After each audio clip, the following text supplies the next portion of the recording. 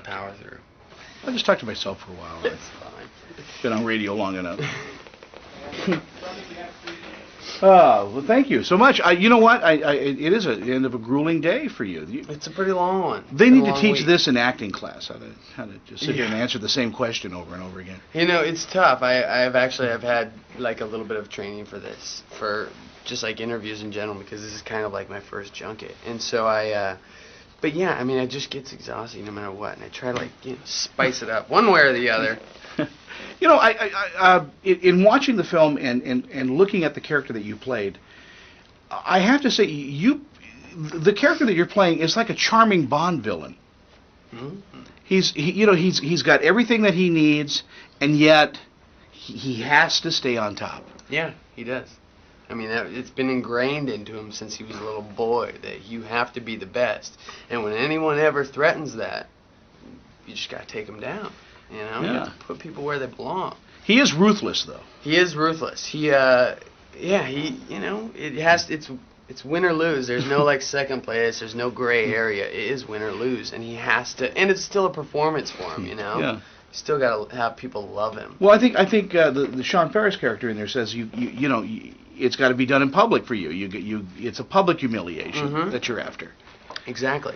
Exactly. Are there characters like that run through your life that just are just kind of a little bit ruthless like that? Have you been touched by this type of guy?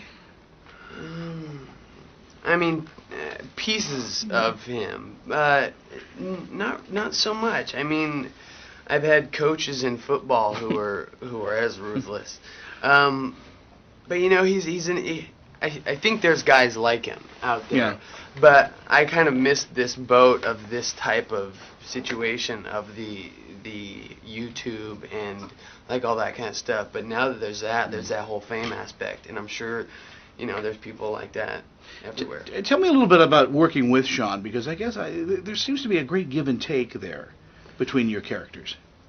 Yeah, well, since we trained together and we were together for every single day for months on end in such a personal, physical setting, we got to know each other pretty well, and we just, since our fighting and our choreography served as more than just that type of relationship, it also we had this weird chemistry with each other that was not similar to our characters in the movie, but there was that chemistry that was always surrounding us, that definitely played in the movie just because of how intimate we were on our choreography.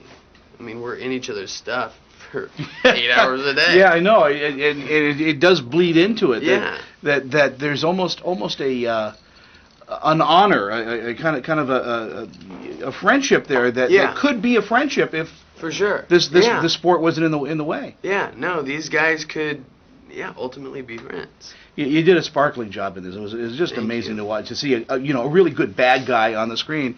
What's up next for you? Doing other things? Yeah, I'm actually, there's this book. It's actually a series of books. It's a huge book. It's called Twilight. Well, the first one's called Twilight, written by Stephanie Myers. It's a romance, vampire-esque, movie.